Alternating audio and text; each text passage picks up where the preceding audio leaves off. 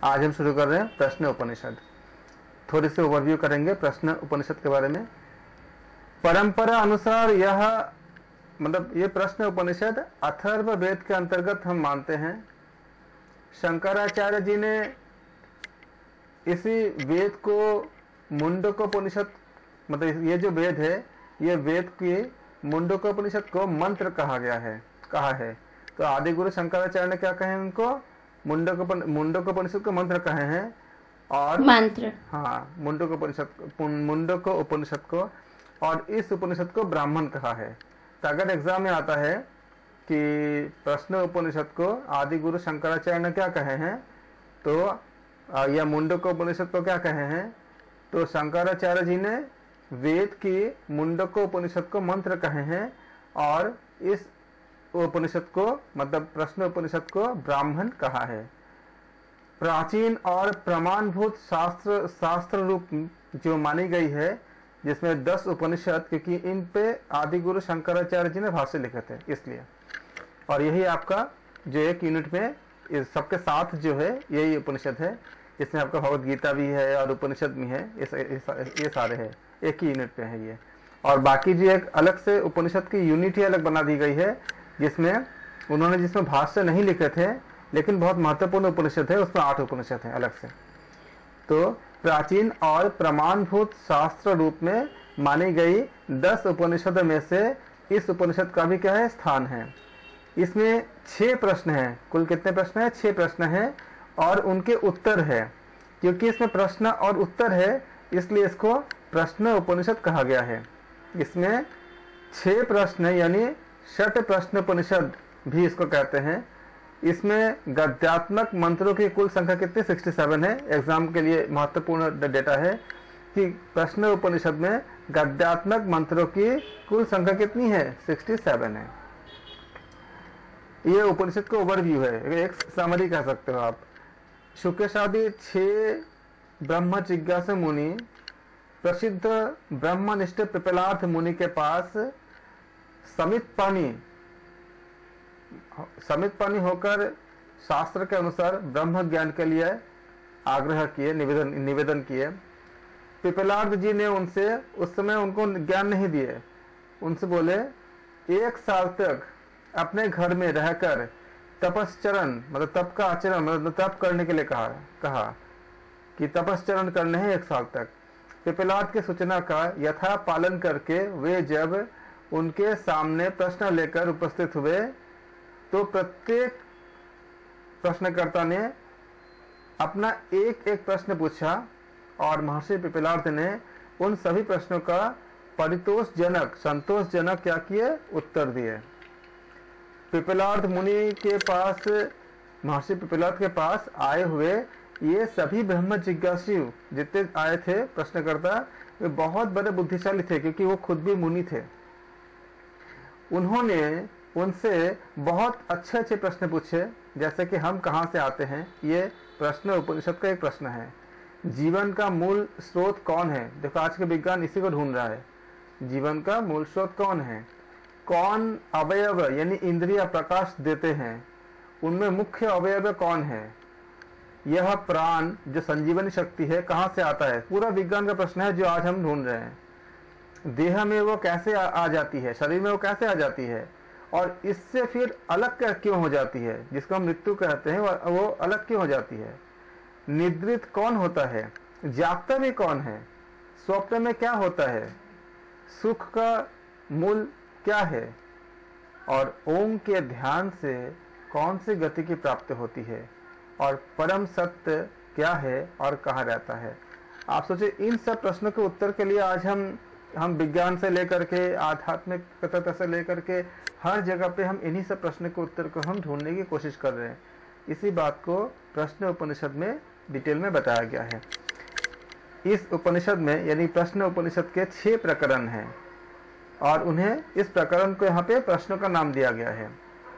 ये डिटेल आप नोट कीजिए आप लोग, ये बहुत महत्वपूर्ण है, क्योंकि किसी भी एग्जाम में जो डेटा के साथ क्वेश्चन पूछे जाते हैं, इनमें से बहुत से डेटा है जो इनमें से कुछ भी एग्जाम में आ सकता है। प्रथम प्रश्न में 16, द्वितीय में 13, तृतीय में 12, चतुर्थ में 11, 11, पंचम में 7, 7 और षष्ठ में 8 मंत्र है। इसको आप लर्न कर लेंगे आप लोग, ये बहुत महत्वपूर्ण है प्रश्न उपनिषद के संबंध में। कुल मिला के अगर आप ऐड करोगे तो कुल मिलाकर 67 गंडिकाएं, गद्य कंडिकाएं, गद्य कंडिकाएं मतलब मंत्र होती है, तो गद्य कंडिकाएं कितनी होती है? 67 होती है। इस उपनिषद की मुंडकोपनिषद के साथ बहुत कुछ समानता देखकर कुछ लोग तो यहाँ तक भी कहते हैं कि मुंडक की ही मतलब मुंडक ही मूल ग्रंथ है और प्रश्न तो उसकी व्याख्या है। इतनी ज्यादा इसमें समानता मिलती है या सिमिलरिटी मिलती है। मुंडकोपनिषद में जब हम पढ़ते हैं इसमें तो कुछ गद्यांशों को छोड़कर पूरी पद जो उसको पूरा पद में लिखी गई है, जबकि प्रश्न उपनिषद पूरी गद्य रचना है। ये अंतर है। अगर अंतर कभी पूछे जाएंगे तो आप इसकी याद रखना कि मुंडकोपनिषद में गद्य थोड़े से हैं और बाकी सब पद में लिखी गई है, पोएट्री के फॉर्म में लिखी गई है, जबकि प्रश्न उपनिषद में क्या है? कंप्लीट क्या आपका ये गद्य में है। प्रश्न उपनिषद के प्रश्न क्रमशः आगे बढ़ते हैं। ये परिवर्तनशील जगत, जगत की चलती फिरती हस्तियां, उन सब का कोई एक समान मूल उसको खोजने के लिए अंतर्दृष्टि, विराट का भीतर में दर्शन, बाहर बाहर भीतर दोनों में एकता मतलब एक का होना, इस प्रकार बढ़ते बढ़ते अंत में इस उपनिषद का अद्वैत पर्यावसन होता है, जो हम आगे पढ़ेंगे। शांति मंत्र से शुरू करेंगे। हे देवो, हम अपने कानों से केवल कल्याणकारी बात ही सुने, जिन्हें हम पूजते हैं, ऐसे हे देवो हम अपने आंखों से केवल शुभ दृश्य को ही देखा करें। हम अपने सुदृढ़ अंगों से युक्त शरीर के द्वारा आपकी प्रस्तुति करते रहे। हम देवों का दिया हुआ जितना आयुष्य है उसे भोगते रहे। वैयक्तिक शांति हो, पर्यावरणीय शांति हो, प्राणी जगत की शांति हो। ये शांति पाठ अहम अथ प्रथम प्रश्न। ये सारे आपके नोट्स में लिखने के लिए सारे। भारद्वाज का पुत्र सुकेशा, सुकेशा किसके पुत्र थे? भारद्वाज का पुत्र। प्रश्न कैसे आ सकते हैं? सुकेशा का पिता का नाम क्या था? तो भारद्वाज का पुत्र अगर सुकेशा हुआ तो सुकेशा का पिता का नाम क्या हुआ? भारद्वाज हुआ। इसको याद रखेंगे। भारद्वाज का पुत्र सुकेशा, शिवी के पुत्र सत्यकाम, यानी कि प्रश्नकर्ता कौन है? शिवी नहीं है, शिवी के पुत्र है। क्या नाम है? सत्यकाम है। सत्यकाम का पिता कौन है? शिवी है। तो आप पिता और प्रश्नकर्ता ऐसे आप इस तरह से दो अलग अलग कॉलम बना सकते हो। तो आप प्रश्नकर्ता का नाम या उनके पिता का नाम या फिर ऐसा भी लिख सकते हो आप। सबसे पहले आपने दो कॉलम बनाया ऐसे। एक में आपने लिखा आपने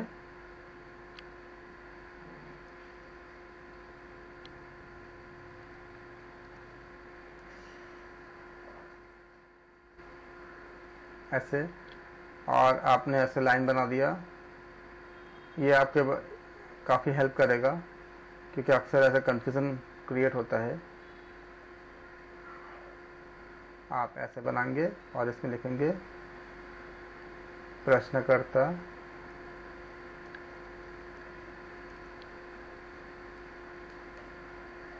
और पिता का नाम, उनके पिता का नाम। फिर आप इसमें 1, 2, 3 करके आप इसमें कॉलम बनाएंगे, मेंटेन करेंगे और फिर इसको आप फिल करेंगे 4, 5, 6 और ऐसे आप ऐसे लाइन खींच करके सारे वैल्यूज को इसमें डालेंगे। तो इससे आपको याद हो जाएगा नोट्स बनाने के लिए। तो भारद्वाज का पुत्र सुकेशा, शिवी के पुत्र सत्यकाम, गर्ग वंश का सौरयानी, गर्ग वंश का कौन था? सौरयानी, अश्वल का पुत्र कौशल्य, विदर्भ निवासी भृगुपुत्र और कात्य का पुत्र कबंधी, ये सब लोग ब्रह्म की जिज्ञासा करने वाले एवं ब्रह्म के सिवा और किसी से भी संबंध नहीं रखने वाले थे। वे ब्रह्म विषय सब कुछ जानना चाहते थे। यह पुरुष हमें ब्रह्म के विषय में सब कुछ कहने में समर्थ होगा, ऐसा मन में सोचकर वे गुरु पिपलार्थ के पास हाथ में यज्ञ काष्ठ लेकर गए। हाथ में यज्ञ के काष्ठ लेकर गए, जिसका हम समिधा कहते हैं नॉर्मली। ऋषि ने तब उनसे कहा, तुम लोग तपश्चर्या, ब्रह्मचर्य और गुरु एवं शास्त्रों पर श्रद्धा रखकर मेरे पास और 1 वर्ष तक रहो, और उसके बाद तुम मुझसे चाहे कोई भी प्रश्न पूछ लो। मैं अपनी पूरी शक्ति का उपयोग करके यदि मैं जानता होऊंगा तब मैं उत्तर दूंगा। तो उन्होंने कहा कि 1 साल तक, ये भी डेटा है कि कितने समय तक उन्होंने तपश्चर्या करने के लिए बोले आग्रह किए थे या निर्देश दिए थे महर्षि पिपलार्थ ने। 1 वर्ष तक तपश्चर्या के लिए निर्देश दिए थे। 1 वर्ष के बाद कात्य का पुत्र कबंधी, कात्य का जो पुत्र है, आप याद रखना, ऑर्डर याद रखना। 1 वर्ष के बाद कात्य का पुत्र कबंधी पिपलार्थ के पास आए और उनसे पूछे, हे भगवान, पहला प्रश्न क्या है? पहला प्रश्न कौन पूछते हैं? कात्य का पुत्र कौन पूछते हैं? कबंधी। पिता का नाम क्या है? कात्य। उनका पुत्र पूछते हैं कबंधी। क्या पूछते हैं? महर्षि पिपलार्थ से कबंधी जी पूछते हैं। हाँ, कबंधी जी क्या पूछते हैं?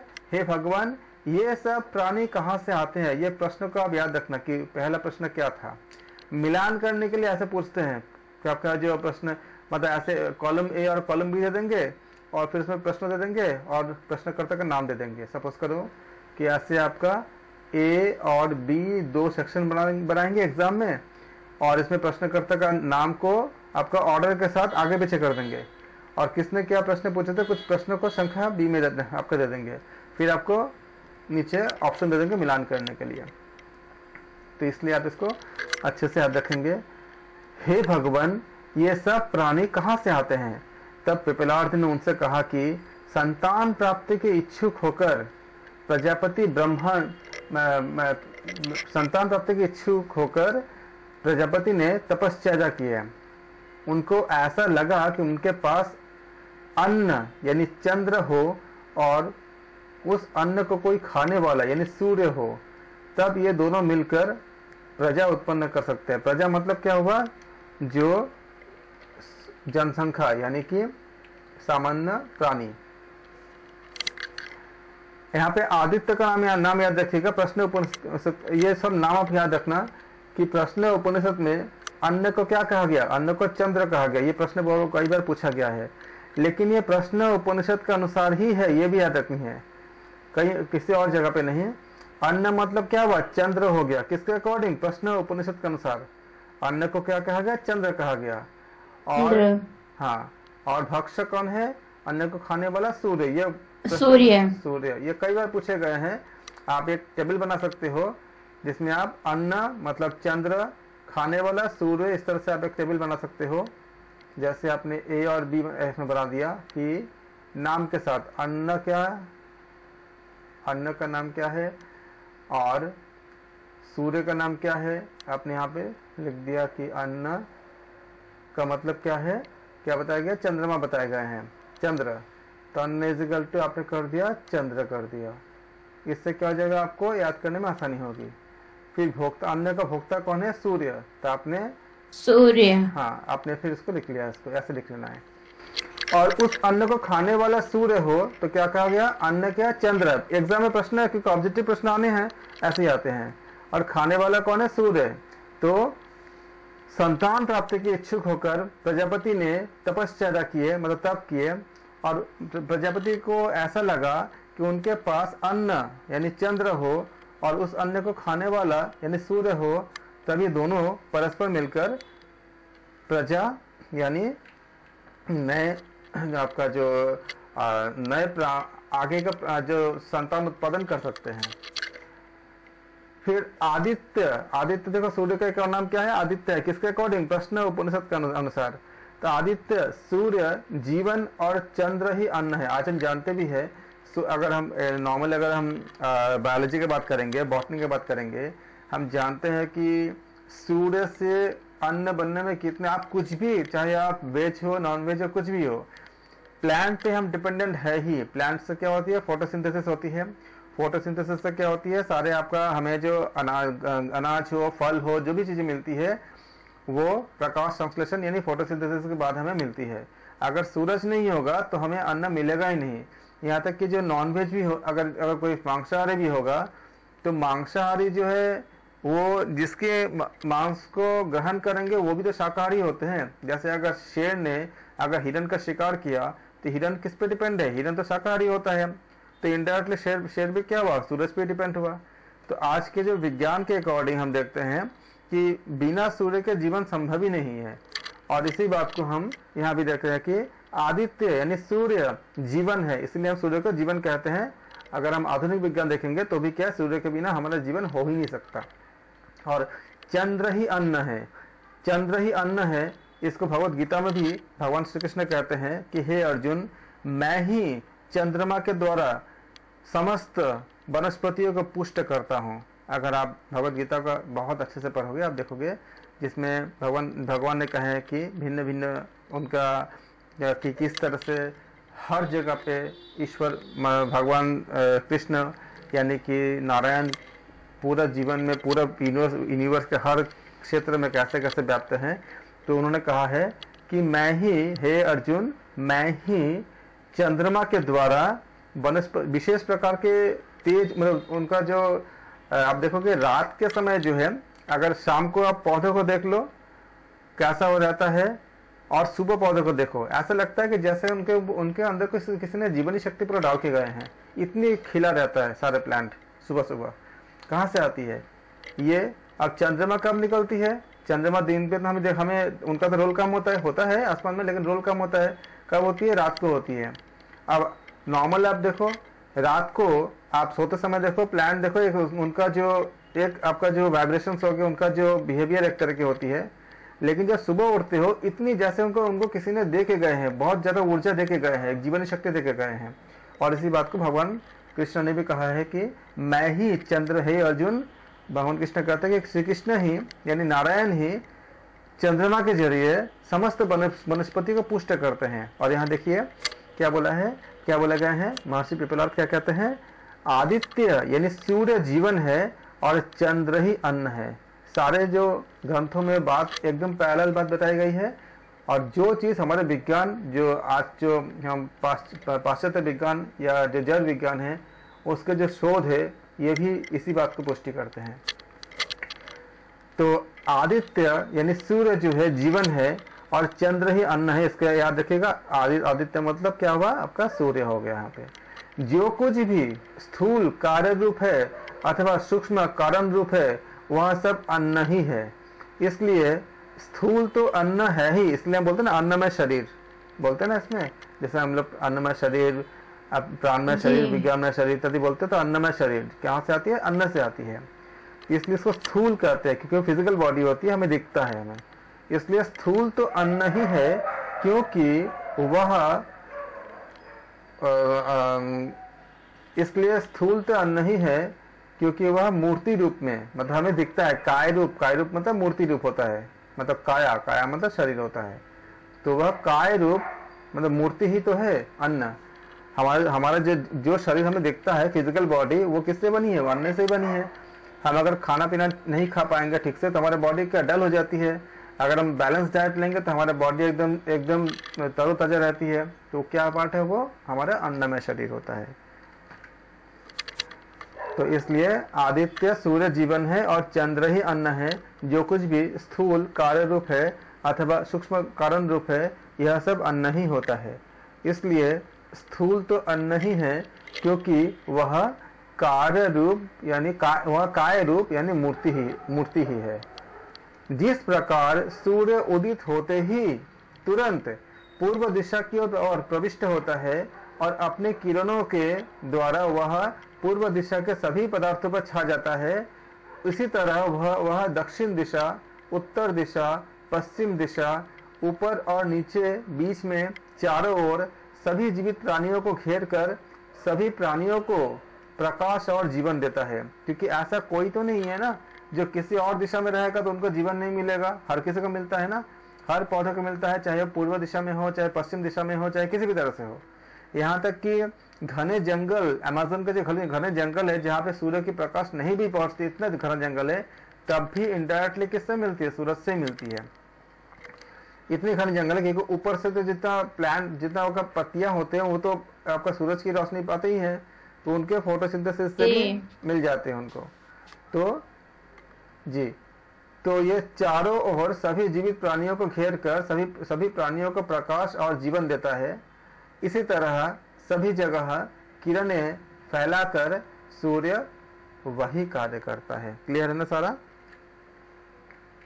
जी।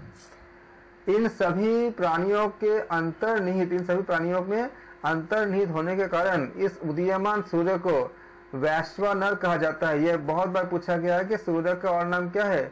आप आदित्य के साथ साथ क्या लिखोगे? वैश्वानर भी यहाँ लिखोगे। यहाँ पे प्रश्न उपनिषद के अनुसार क्या करते हैं हम?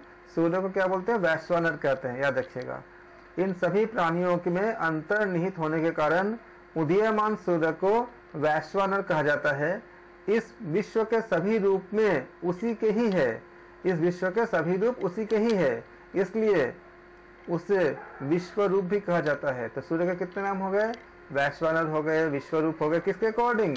प्रश्न उपनिषद के अनुसार, उपनिषद के अनुसार। हाँ, क्योंकि उपनिषद के नाम से आपको ये डेटा आपको याद रखनी है, क्योंकि किसी और जगह पे हमें कुछ और मिलेंगे, लेकिन प्रश्न उपनिषद के अनुसार क्या क्या है? विश्व रूप है, वैश्वानर है।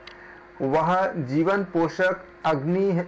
सूर्य जो है वो जीवन पोषक अग्नि है। वह उदित होता है, अर्थात क्षितिज और आदित्य यानी सूर्य रूप में प्रकट होता है। इसके विषय में ऋग्वेद में मंत्र भी कहा गया है।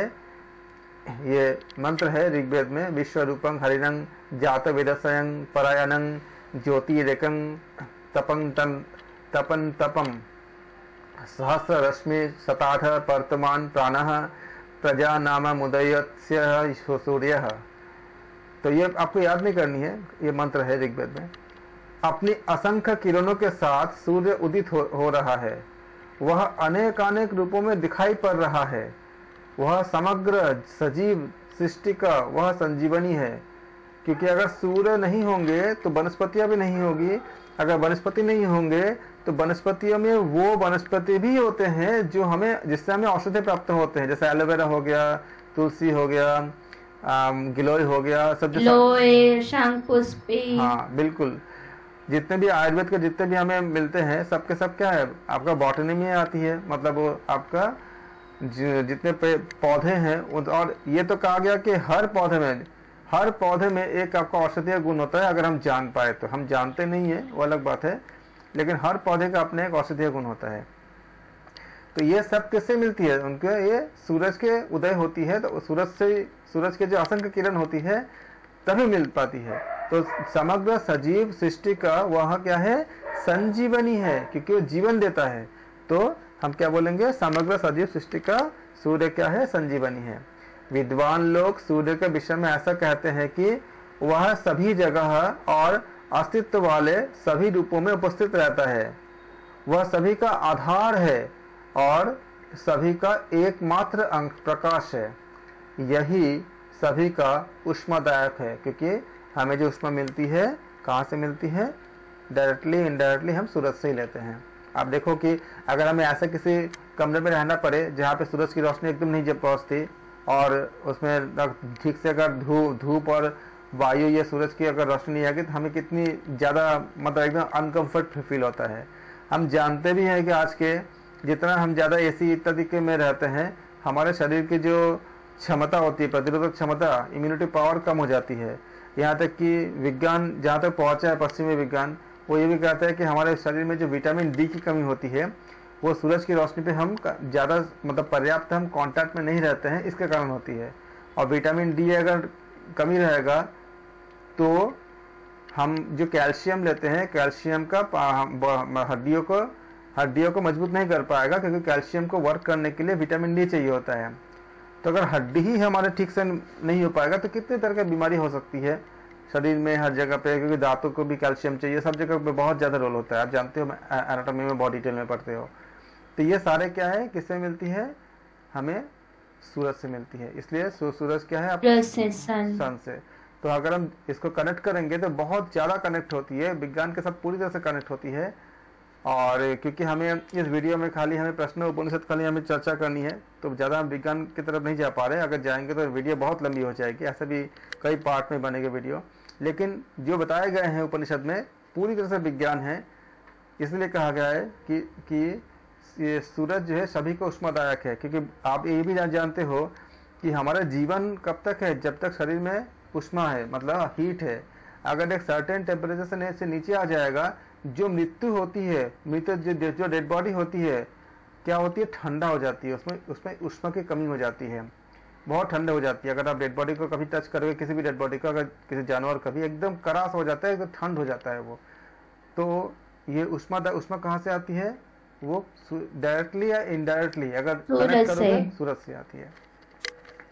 जो वर्ष है वह प्रजापति का प्रतीक है। ये जो वर्ष है वह प्रजापति का प्रतीक है, अर्थात वह प्राणियों का स्वामी है। वो 2 दिशाओं में घूमता है। याद रखिएगा, ये सब डेटा है, एग्जाम में बहुत पूछे जाते हैं। किस किस दिशा में घूमते हैं, उत्तर, दक्षिण और उत्तर दिशा में। इसलिए हम जानते हैं ना, हम कहते हैं ना उत्तरायण और दक्षिणायन बोलते हैं ना सूरज के। तो वह 2 दिशाओं में घूमता है, दक्षिण और उत्तर दिशा में।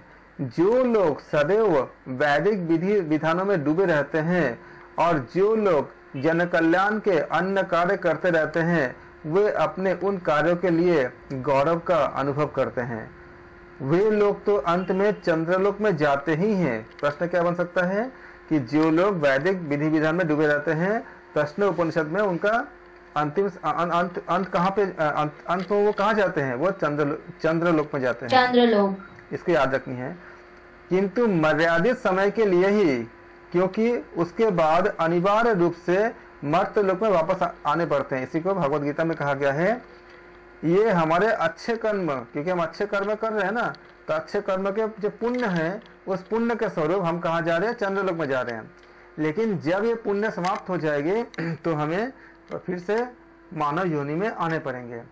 और इसलिए भगवत गीता में भी बताया गया है कि हे अर्जुन, तुम अगर खाली पुण्य करोगे तो एक समय बाद वापस आना पड़ेगा, लेकिन अगर मुझ पे अगर पूर्ण समर्पण कर दोगे तो मैं तुम्हारे योगक्षेम का वहन करूंगा और वो फिर आपको वापस नहीं आना पड़ेगा। इसलिए तुम मुझ पे पूरे समर्पण करो।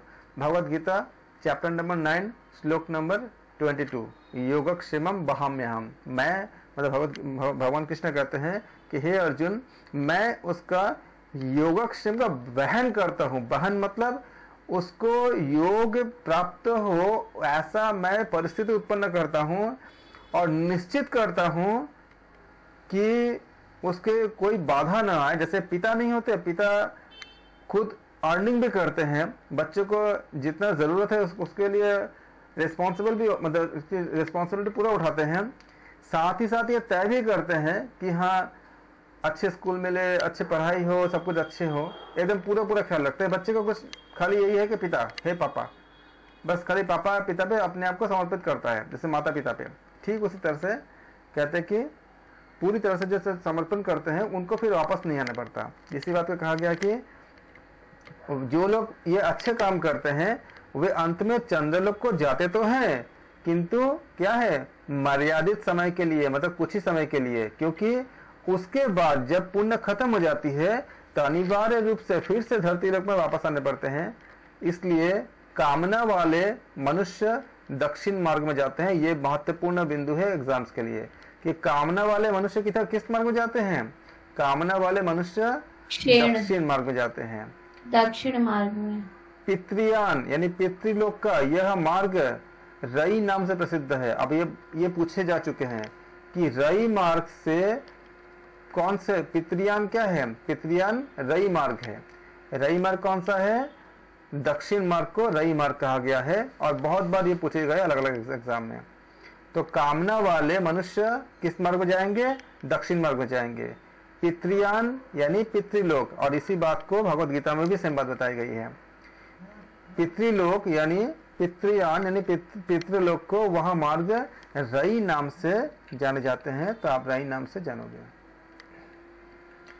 परंतु अन्य कुछ लोग ऐसे भी हैं जो तप करके संयम रखकर गुरु और शास्त्र में श्रद्धा रखते हुए जो क्या करते हैं, तप करते हैं, संयम करते हैं गुरु के। परंतु कुछ अन्य लोग ऐसे भी हैं जो तप करके संयम रखकर गुरु और शास्त्र में श्रद्धा रखते हुए शास्त्र अध्ययन पूर्वक आत्मा को खोजकर उत्तर के मार्ग में जाकर संपूर्णतया आदित्य की कक्षा प्राप्त करते हैं। आप देख रहे हो उत्तम मार्ग कौन सी है, उत्तर की ओर जाना। कुछ लोग, परंतु अन्य कुछ लोग ऐसे भी होते हैं जो तप करके, तपस्या करके, संयम रखकर गुरु और शास्त्र में श्रद्धा रखते हुए शास्त्र अध्ययन पूर्वक आत्मा को खोजकर उत्तर के मार्ग में, तो उत्तर के मार्ग में जाने वाले कौन कौन लोग होते हैं, जो शास्त्र का अध्ययन करते हैं, गुरु और शास्त्र में जो जिनका श्रद्धा होती है, जो तप और संयम को बरकरार रखते हैं, मतलब तप और संयम करते हैं, वो कहाँ जाते हैं, वो उत्तर के मार्ग में जाकर संपूर्णतया मतलब पूरी तरह से आदित्य की कक्षा को प्राप्त करते हैं। आदित्य कौन है, यहाँ पे सूर्य है। समग्र सजीव सृष्टि का आधार है यह आदित्य। यह आदित्य कौन है, पूरे सजीव सृष्टि का क्या है, आधार है। इसी अवस्था को अमरत्व या भय का अतिक्रमण कहा जाता है। अगर क्वेश्चन आ जाएगा कि प्रश्न उपनिषद के अनुसार भय का या अमरत्व क्या है, तो इस लाइंस को आप याद रखेंगे कि जो उत्तर दिशा में, मतलब संयम रखकर, कुछ ऐसे लोग होते हैं जो संयम रखकर गुरु और शास्त्र में श्रद्धा रखते हुए ये सारे जो परिस्थिति है, मतलब शास्त्र का अध्ययन करते हुए आत्मा को खोजकर, लेकिन किस मार्ग में जाते हैं, वो उत्तर मार्ग में जाते हैं। तो उत्तर मार्ग में जाने पर क्या प्राप्त होता है, अमरत्व की प्राप्ति होती है। किसके अकॉर्डिंग, प्रश्न उपनिषद के अनुसार, बार बार उपनिषद के अनुसार। हाँ, उत्तर मार्ग में जाकर पूर्ण अमरत्व क्या प्राप्त होते हैं, प्रश्न उपनिषद के अनुसार उत्तर मार्ग में जाकर पूर्ण अमरत्व प्राप्त क्या होते हैं, पूर्ण अमरत्व के प्राप्त होते हैं। अमरत्व की प्राप्ति होती है, आदित्य की प्राप्ति होती है। आदित्य का मतलब है सूर्य। बिल्कुल। भय का अतिक्रमण को भी कहा जाता है अमरत्व। अगर ये आ जाए कि प्रश्न उपनिषद के अनुसार अमरत्व क्या है, तो सारे भय का अतिक्रमण को भी हम अमरत्व के नाम से बताया गया है। मनुष्य के लिए यह उत्तम की प्राप्ति है। किसी मनुष्य के लिए क्या है, उत्तम की प्राप्ति है। एक बार इस अवस्था को प्राप्त कर लेने के बाद मनुष्य इस मर्त्यलोक में नहीं आना पड़ता। इसी बात को भगवान गीता में भी बताया गया है कि जो इस अमरत्व को प्राप्त करता है उसको वापस नहीं आना पड़ता। ठीक ऐसे ही मान लेते हैं कि जैसे एक बार एक कथा आई थी। एक बार एक चींटी, जो अर्जुन ने देखा कि चींटी का पैर किसी तरह से मतलब क्षतिग्रस्त हो गया था, उसे बहुत तकलीफ से चल रहा था। तो उसने कृष्ण को उससे कहा, हे कृष्ण, आप तो सब में व्याप्त हैं, तो ये चींटी को आप क्यों सहायता नहीं करते, क्यों इतना वो कष्ट मतलब पा रहा है, आप तो सामने हो। तो श्री कृष्ण कहते हैं, जानते हैं अर्जुन, ये चींटी 16 बार इंद्र बन चुका है, 16 बार इंद्रत्व को प्राप्त कर चुका है, लेकिन एक निश्चित समय के बाद जब उनका पुण्य खत्म हुआ तो फिर से अपने कर्म के अनुसार फिर से जन्म लेता है। और जन्म लेने के बाद जब हम जन्म लेते हैं तो उसमें अच्छे और बुरे दोनों तरह के कार्य होती है। सब काम मतलब बुरे भी होते हैं, जिसको हमें शुक्ल कर्म कृष्ण कर्म के नाम से भी बताया गया है योग दर्शन और मतलब कई जगह पे, अलग अलग जगह पे। तो उसका मिली जुली जो असर होती है, इसके कारण अभी यह चींटी बना है और अपने कर्मों के कारण उसका जो एक पैर जो है वो क्षतिग्रस्त हुआ है। 16 बार वो इंद्र बन चुका है। एक बार इंद्र बनना कितनी बड़ी बात है, और एक बार इंद्र बनने के बाद इंद्र को बनता है तो कितनी लंबी समय तक रहता है। तब भी आना पराना, ये जो एग्जाम्पल दे रहा हूँ वो ये दिखाता है कि जब हम वापस आते हैं तब भी फिर से हमें अपने सुख दुख को भोगना पड़ता है। तो इसका क्या फायदा, जब वापस ही आ जाना पड़ेगा, फिर से भोगना पड़ेगा। तो इसीलिए जो बुद्धिमान प्राणी होते हैं, इसमें बताया गया है कि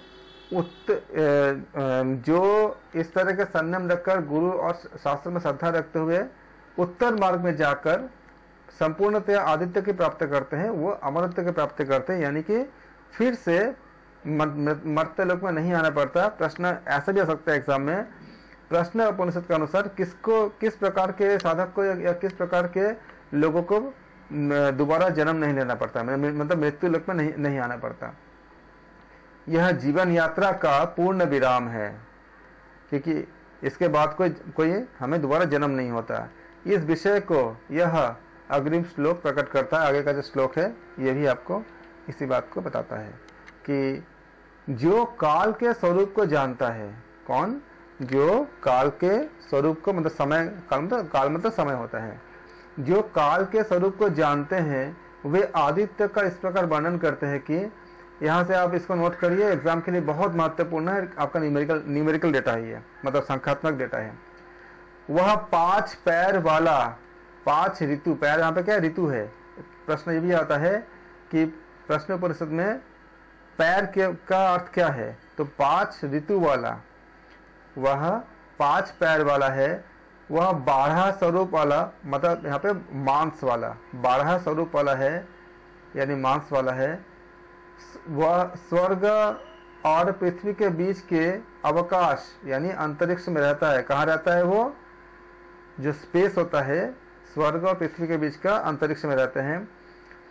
यह जल की वर्षा करता है, या कुछ विद्वान ऐसा भी कहते हैं कि आदित्य सर्वज्ञ है। वह आदित्य 7 पहिए वाले रथ पर सवारी करता है। तो कितने पहिए, प्रश्न उपनिषद के अनुसार कितने पहिए पे आदित्य, मतलब सूर्यदेव के साथ सवारी करते हैं?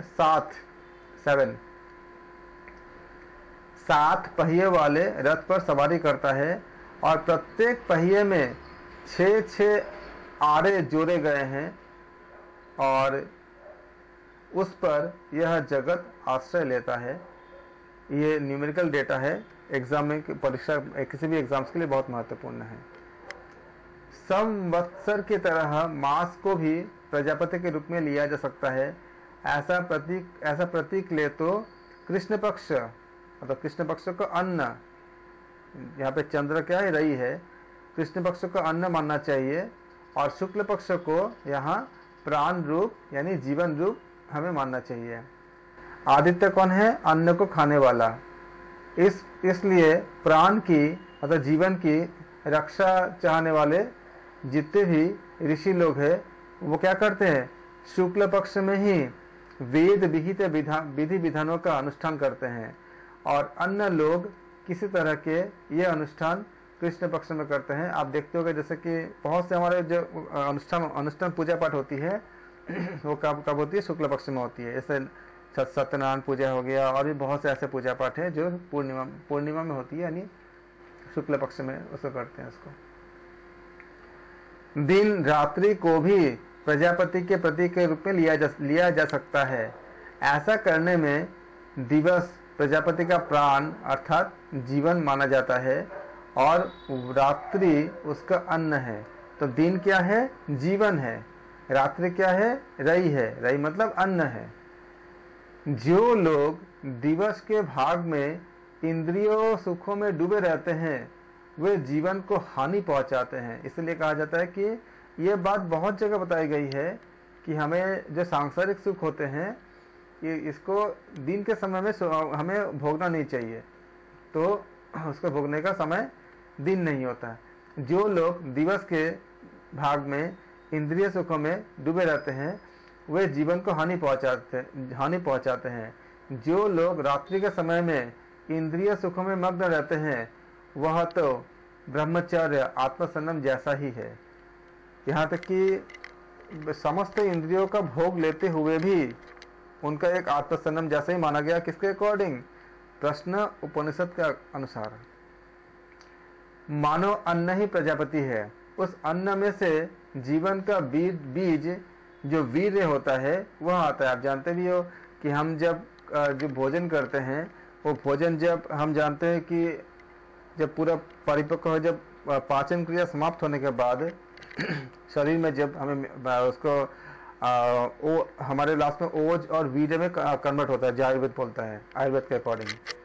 तो ये संपूर्ण रूप से हमें यहाँ पे ये बात कही गई है कि उस अन्न में से जीवन का मतलब जीवन क्या होती है, बीज। जीवन का बीज क्या है, वीर्य होता है, क्योंकि एक वीर्य से ही एक जीवन की उत्पत्ति भी होती है। उस अन्न में से जीवन का बीज वीर्य रूप में आता है। उस बीज में से ये सब सजीव व्यक्ति उत्पन्न होते हैं। आप देखो ये सारे बातें कितने विज्ञान है, क्योंकि वीर्य से ही तो समस्त गर्भ का धारण होता है और एक जीवन की उत्पत्ति होती है। इसी बात को प्रश्न उपनिषद में भी बताया गया है। इसलिए जो लोग प्रजापति के उन नियमों का पालन करते हैं, प्रजापति तुल्य जीवन वाले होते हैं, जो लोग इनका फॉलो करते हैं, वे लोग प्रजापति के तरह और उनके जैसा ही प्रजा को उत्पन्न करते हैं। यानी कि यहाँ पे प्रजा क्या हुआ, संतान हो गया, संतान को उत्पन्न करते हैं। ऐसे लोगों में से कुछ लोग ऐसे भी होते हैं जो कि केवल तपयुक्त और तीव्र आत्मसंयमी जीवन जीते हैं। तो ये लोग भी दृढ़ता पूर्वक सत्य में प्रतिष्ठित होते हैं। और ऐसे लोग पहले पितृलोक में जाकर वहां अपना संबंध पूरा करके कहाँ जाते हैं, ब्रह्मलोक में जाते हैं।